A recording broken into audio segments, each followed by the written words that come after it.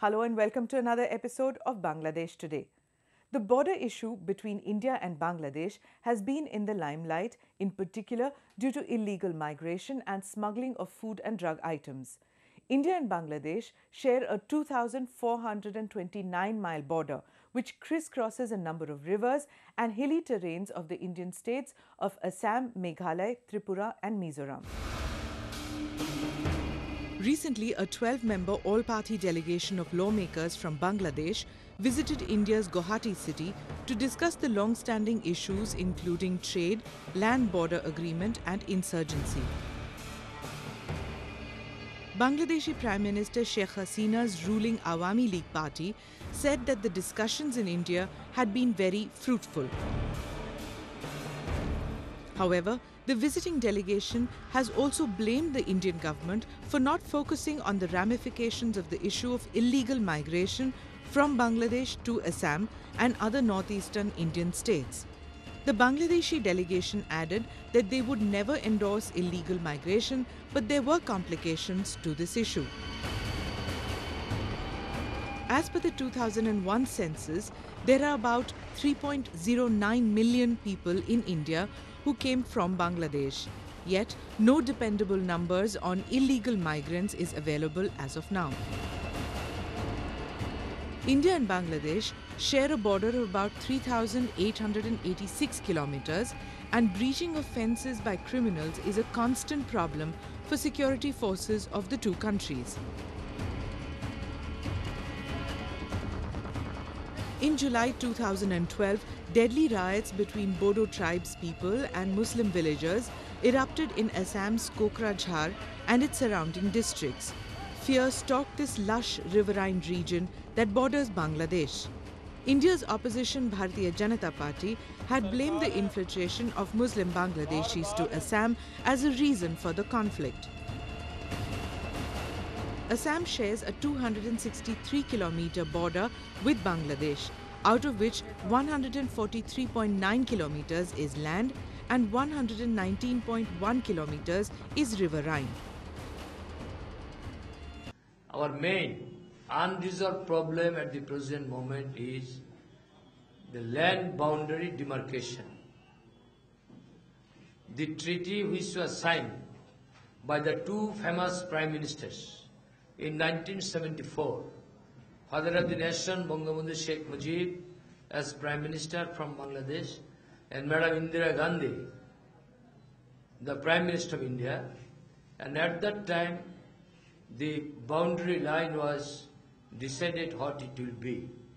And accordingly we have changed it, we have changed the constitution, because whatever areas we had during the time of the liberation struggle, after liberation struggle, especially after the signing of this treaty, we had to amend the constitution, and our first amendment was the land boundary demarcation, and we amended and we ratified it in the parliament. But unfortunately till now, Indian parliament, it has not been ratified. By the Prime Minister of India, when met our Honorable Prime Minister Sheikh Hasina of Bangladesh, they signed a protocol in the last year and agreed that it will be resolved. So it is on the process of, this issue will be resolved, I think, in a short time. That is our expectation. Meanwhile, the Bangladeshi delegation of MPs visiting India also said that issues such as the Tipaimukh Dam could be solved through bilateral negotiations. They said that the Teesta water sharing issue also should be resolved. The Teesta Accord could not be signed during Indian Prime Minister Dr. Manmohan Singh's visit to Dhaka last year, after West Bengal Chief Minister Mamata Banerjee had protested on the quantum of water to be shared. An addendum too was signed by the Bangladeshi delegation to facilitate overland transit to Nepal, so Bangladesh could transport goods to the landlocked Himalayan state using a small patch of Indian land. India had also agreed to allow duty-free access to 46 types of garments from Bangladesh to the Indian markets with immediate effect, which the Bangladeshi businessman hailed as a long-awaited announcement. Another issue is Tista, sharing of water in Tista. That is also the discussion, negotiation is going on. It was almost going to be signed in Bangladesh when Manmohan Singh and our Honorable Prime Minister met together. But unfortunately, you know the reason why it did not happen, but still the process is going on, and we hope that one day it will also be resolved. And you know, there was another thing which we have already resolved, that is the insurgents from this part of India to Bangladesh, and we have sent them back, and at the present moment our government and opposition all are interested to see that the insurgents cannot get any shelter in Bangladesh. That is very important. The Prime Minister Sheikh Hasina, her main objective is to remove this terrorism, extremism, and no shelter for this type of people. In 2011, Bangladesh and India had signed a comprehensive framework agreement on bilateral cooperation, a protocol on land boundaries, memorandum of understanding on renewable energy and conservation of the Sundarbans mangrove forests, home of the Royal Bengal tigers.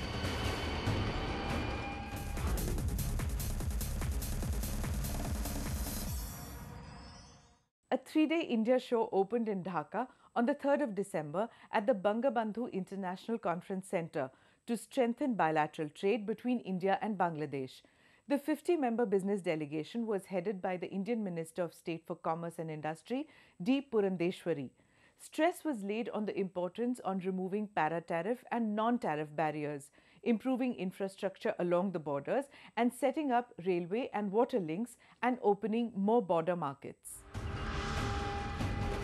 The Federation of Indian Chambers of Commerce and Industry, FICCI, had organized the show with the help of the Indian government and in partnership with the Federation of Bangladesh Chambers of Commerce and Industry, FBCCI, and Indian Bangladesh Chamber of Commerce and Industry, IBCCI. The expo-themed Partnership for Progress showcased a sequence of seminars, business meetings, product displays, and a public interface. Around 100 companies including Tata Motors, Ashok Leyland, Marico, Apollo Tyres and BHEL had taken part. The companies that took part dealt in textiles, handicrafts, automobiles and spare parts, garments, consumer products, jewelry, healthcare, education, information technology and light engineering.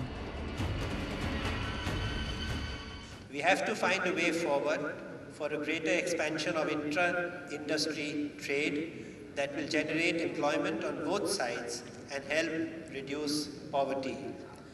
The two economies need to work together towards developing an integrated production network. A viable strategy could be to have investments by Indian business in Bangladesh to produce goods and export back to India. This is just the purpose of this exhibition. One of the major challenges is the inadequate infrastructure at our borders, which hampers trade. We need to ensure that development of infrastructure, including trade-related infrastructure, is given a priority on both sides. Bangladeshi Commerce Minister Ghulam Mohammad Qadir, while speaking at the expo, said that 2 border hats had already been set up and were running efficiently. Border hats or border markets are being set up along the boundaries. It's expected that bilateral trade will surge to $20 million every year once all of them become operational. The border huts, as has been mentioned by the Commerce Secretary India, 2 border huts has been established and are being functioning smoothly. Though we had some initial hiccups in the beginning, but so far I know the latest, these border huts are functioning, benefiting both the sides of the border, people working or doing business there. And we are really ready for more border huts to be open throughout India-Bangladesh border areas. And every place and every member parliaments we see, and even myself as a member parliament, we are very much interested to set up border huts during in the border areas with India and Bangladesh. So this is one point I think we should look forward to see more border huts and inter-border business. Trade relations between India and Bangladesh have strengthened over a period of time, and India has become the leading trading partner of Bangladesh in South Asia.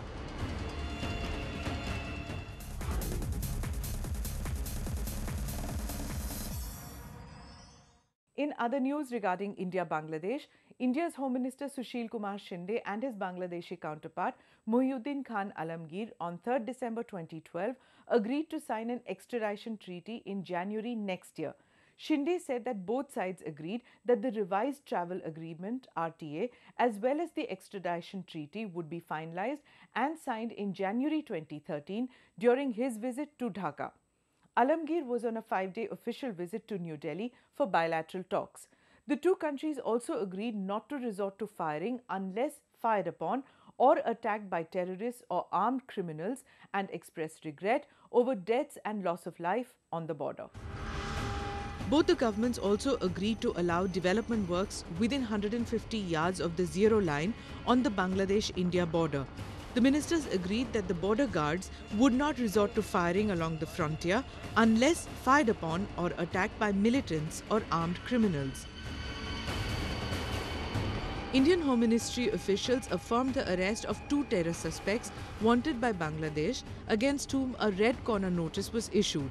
One person, Sajjad Hussain Khan, was recently arrested from Amritsar in Punjab, and a process was underway to deport him to Dhaka. Both sides agreed that the extradition treaty, which is under consideration by both the governments, may be finalized at an early date. It was agreed that the revised travel agreement, that is RTA, as well as the extradition treaty will be finalized and signed in January 2013 during my proposed visit to Dhaka, Bangladesh. The responding to the request of Bangladesh side for tracking, apprehending and handling over of the killers of the father of the nation of Bangladesh, Bangabandhu, Sheikh Mujibur Rahman, I assured them that we would extend all possible cooperation in this regard, and if they are in India. The incidents of deaths and the loss of life on the border are extremely unfortunate and regrettable. We have put in place a mechanism which have greatly reduced the scope for such incidents and have strengthened mutual trust and goodwill among the border guarding forces and people living in the border areas. Muhyiddin Khan Alamgir and Sushil Kumar Shinde noted that steps were being taken for the repatriation of sentenced prisoners to either country under the agreement for transfer of sentenced prisoners, which was signed during Prime Minister Sheikh Hasina's visit to Delhi in January 2010. Shinde later said that sharing of information on security-related matters was also reviewed during the conference, which was found to be reasonable. India and Bangladesh attach highest importance to their bilateral relations. Both leaders reiterate their commitment to further expand and strengthen mutual cooperation in the security and border-related issues.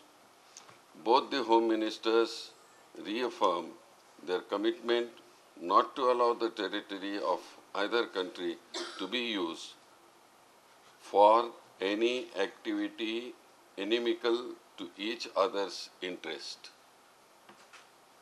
Both sides noted with appreciation the cooperation between the two countries and the action taken to address the menace of terrorism and extremism in a more effective manner by both sides It was agreed to enhance cooperation to address the security concerns and also to implement the coordinated border management plan signed between the two countries to control the illegal cross-border activities.